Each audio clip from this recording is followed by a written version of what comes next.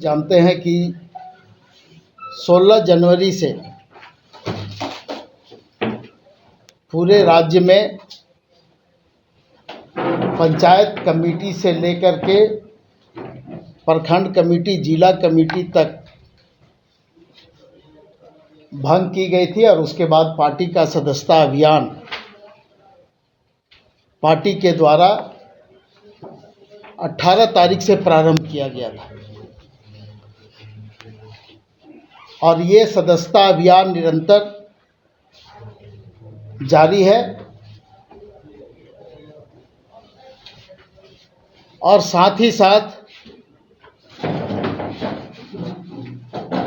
Panchayat committee, प्रखंड committee और जिला कमेटी का गठन भी प्रारंभ किया गया है। और मैं ये बातें इसलिए आपके समक्ष रख रहा हूँ कि आप लोगों को भी पता है कि पार्टी का महाधिवेशन संपन्न होने वाला है और उस महाधिवेशन के पहले जो सांगठनिक प्रक्रिया होती है उस प्रक्रिया को पार्टी के द्वारा अपनाया जाता है और उसी प्रक्रिया के तहत पार्टी का सदस्यता अभियान, जिसका लक्ष्य इस बार हम लोगों ने 60 लाख रखा है। पिछली बार सदस्यता अभियान का लक्ष्य 50 लाख था। उस लक्ष्य को हम लोगों ने प्राप्त किया और इस बार पार्टी के कार्यकर्ताओं के उत्साह को देखते हुए राज्य में विधानसभा के चुनाव में झारखंड मुक्ति मोर्चा और गठबंधन को जिस तरह का सहयोग इस राज्य के लोगों ने दिया, आशीर्वाद दिया, प्यार दिया, उसको देखते हुए इस बार का लक्ष्य 60 लाख रखा गया है और हम लोगों को पूरा विश्वास है कि हम लोग उस लक्ष्य को प्राप्त कर लेंगे। और पार्टी का जो संगठनिक हमारा स्वरूप है, पंचायत कमेटी, प्रखंड कमेटी, जिला कमेटी, उन कमेटियों का गठन करके हम पार्टी के महाधिवेशन को संपन्न कर पाएंगे, जो 13वां महाधिवेशन होगा पार्टी का। और उसकी तारीख रखी गई है 14 और 15 अप्रैल और उसका स्थान होगा रांची के खेल गांव स्थित हरिवंश टाना भगत इंडोर स्टेडियम में। ये पार्टी का महाधिवेशन संपन्न होना है। जैसा कि आप लोग जानते हैं कि 14 अप्रैल बाबा साहब का जयंती है और उस जयंती के अवसर पर ही पार्टी महाधिवेशन की शुरुआत करेगी। इस महाधिवेशन में जो प्रतिनिधि भाग लेते हैं, पंचायत, प्रखंड और जिला स्तर पे जो प्रतिनिधि भाग लेंगे इस महाधिवेशन में,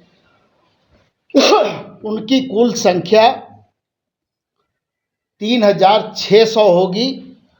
जिसमें कि झारखंड के साथ साथ अन्य राज्य जहां पर पार्टी का संगठन है, जैसे उड़ीसा, बिहार, पश्चिम बंगाल, असम, छत्तीसगढ़ और तमिलनाडु, जहां पर पार्टी का संगठनिक ढांचा है, संगठनिक स्वरूप है, वहां से भी महाधिवेशन में प्रतिनिधि भाग लेंगे। इन सारे को मिलाकर के 3600 तमिलनाडु प्रतिनिधि इस महाधिवेशन में भाग लेंगे। 3600 प्रतिनिधियों के अलावा जो केंद्रीय समिति के सदस्य होते हैं, वो स्वतः प्रतिनिधि के रूप में उस महाधिवेशन में भाग लेते हैं और केंद्रीय समिति जब महाधिवेशन प्रारंभ हो जाता है उस समय उसको भंग कर दिया जाता है और वहाँ पर फिर महाधिवेशन को संचालित करने के लिए संचालन मंडली का गठन होता है और अध्यक्षीय मंडली का गठन होता है, जो उसी जगह पर होगा। तो कुल मिलाकर के ये जो प्रतिनिधियों की संख्या होगी 3,900 प्रतिनिधि इस महाधिवेशन में भाग लेंगे। इस बार हम लोगों ने कुछ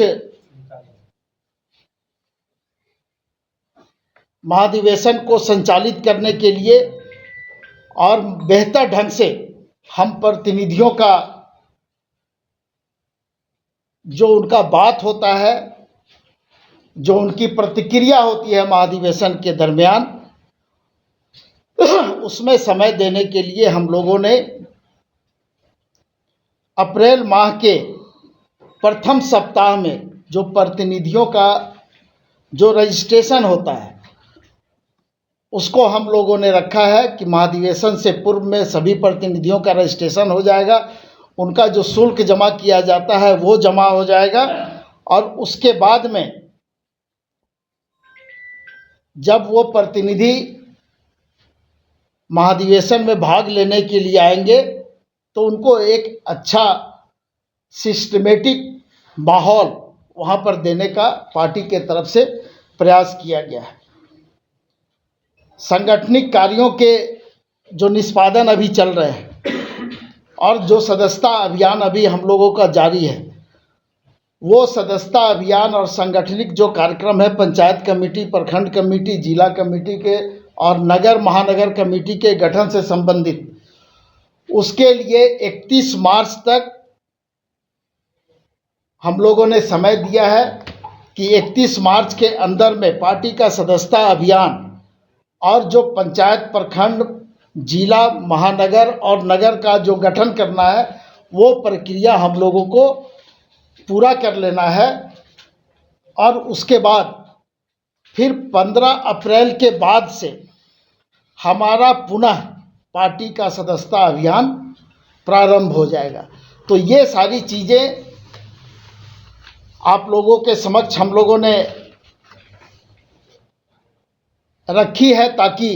आप लोगों के माध्यम से जो हमारे पार्टी के सदस्य हैं, जो प्रतिनिधि हमारे होंगे, उन तक ये बातें पहुंच पाए। और आप लोगों के अंदर भी उत्सुकता थी, पार्टी महाधिवेशन को लेकर के अलग अलग सवाल हम लोगों से किए जाते थे, तो उसको भी हम लोगों ने दूर करने का प्रयास किया है। और अगर विस्तार से इस पर हम लोग कुछ बताना चाहेंगे तो वो महाधिवेशन से पहले आप लोगों को हम लोग बुला करके,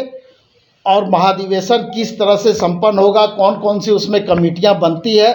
किस तरह से उसको संचालित हम लोग आगे कर पाएंगे, ये सारी चीज़ें आप लोगों के सामने हम लोग रख पाएंगे। बहुत बहुत धन्यवाद आप लोग का।